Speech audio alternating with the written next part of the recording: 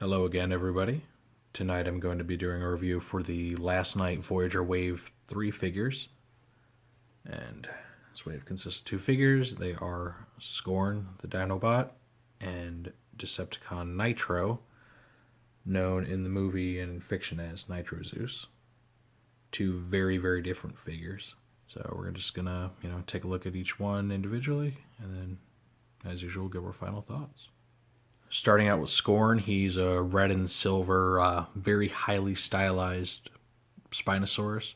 This guy has a ton of detail. Look at all the little spikes, the teeth he's got in there. Oh. His tail, it's got a decent amount of articulation to it. Doesn't wave side to side, but it does bend up and down a little bit. He has these like faux jawbone things on his hips, which I don't know, they don't actually do anything. Not really sure why they're there.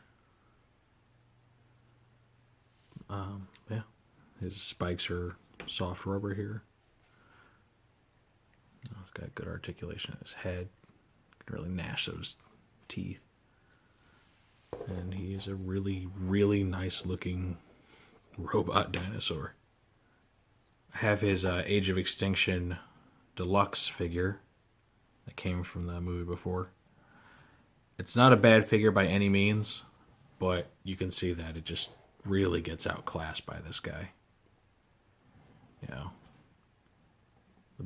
bright red and oranges on the deluxe class really didn't fit with the way the Dinobots are portrayed in the movie.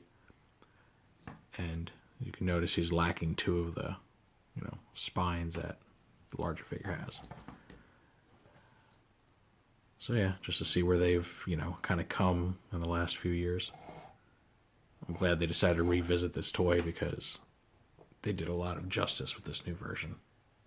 And now we get to see Scorn in his robot mode, and he is absolutely intimidating.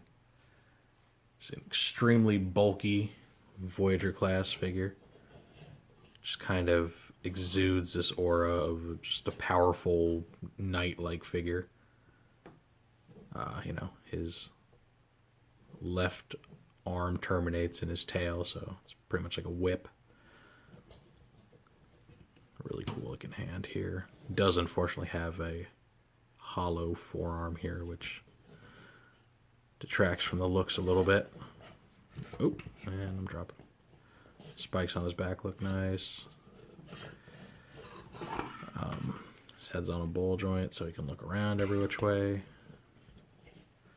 Yeah, just kind of looks like this spiky paladin type character. My only qualm with this guy is that he doesn't come with any sort of handheld weapon for this hand. There's no sword or anything, which is a shame because his deluxe figure, which we have right here, did come with a sword. So I do feel like, we kind of got chipped a little bit on that front. These two have two very radically different transformations, and the final product actually ends up looking pretty radically different.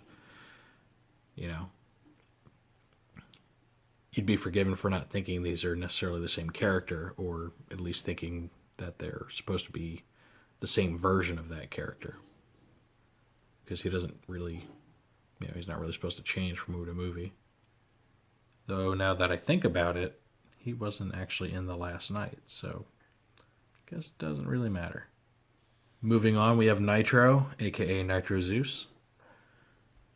And he has this very detailed, nice looking jet mode. A little black and gray here. He does have an opening cockpit, which I will now struggle to open for your entertainment. There we go. Oh, maybe. Haha. No cockpit can conquer me. And you may notice that the cockpit's designed to house a Titan Master style figure, and there is a reason for that. We'll see that. But yeah, a lot of great details. He is, I mean, he has a lot of kibble on the underside, but it's not the most obvious, folded up robot that I've seen under a jet. He's got his landing gear here. Has these little missile clusters there. And yeah, I mean, his vehicle mode is extremely nice looking. It looks like a realistic jet. Just like Scorn, Nitro is a very sturdy, bulky looking robot. There's a lot of fantastic detail on him. He's got this one, crossbow type cannon thing on one arm. He's got a little Gatling gun cannon come off the other arm there. Full head articulation. His wings fold up into these nice little, backpack cannon things, and they sport the missile racks in the jet mode. Yeah, it's got good knee articulation, ankle forward and back rocking there. And he is just a sight for sore eyes. I mean, from a toy line that is mostly, redecos and retools of previous toys, they really knocked it out of the park with this new mold here. I mean, he's just great to look at for any toy line. One thing you might notice if you've seen the movie is that his head looks a bit different. With his CGI model in the movie, they just recycled Shockwave's head from Dark of the Moon. The head on the toy is actually based off of unused concept art for the character. That's the difference. Personally, I like this more. And I like the fact that he's not just ripping off Soundwave. So, a big feature with this toy. You notice his head's kind of wobbly. There's a reason for that. It's because it comes off. Just like that. Yeah, it's attached to the body via a Titan Master style connector, though the head itself is not a Titan Master. And you can plug any Titan Master in head mode into his neck socket there. It's meant to be combined with Deluxe Cogman, who's supposed to be coming in the Wave 4. And I don't know, most people believe that this is a carryover from some unused concept for the movie, where Cogman was originally supposed to, decapitate Nitro Zeus and then take over his body. Obviously that never happened in the movie. Kind of got left on the cutting room floor like apparently a lot of things, which is why the movie's such a hot mess and doesn't make any sense.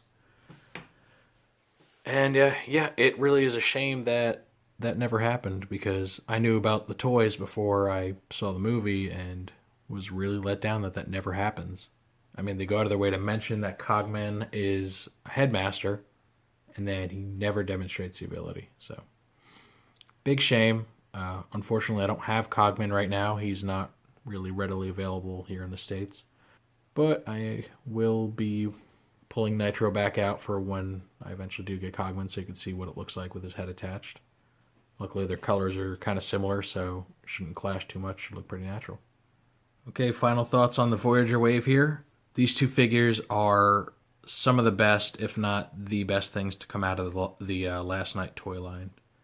I was really, really happy with both of them when I got them open and transformed them and just saw the really interesting, innovative ways that both of them transform. Seen a lot of steps and, design specifics that I haven't seen before in toys. These are pretty readily available right now. Probably Scorn more than Nitro Zeus. I guess Nitro Zeus is a more popular toy. Tends to disappear off of shelves more quickly. But yeah, if you can find both or either of these figures at, your local toy store, I definitely recommend picking them up. These are going to look, absolutely fantastic on my shelf, and they'll look fantastic on your shelf too. All right, I'm going to end it here. So let me know what you think of these figures, what you thought of the review, and I will see you all next time.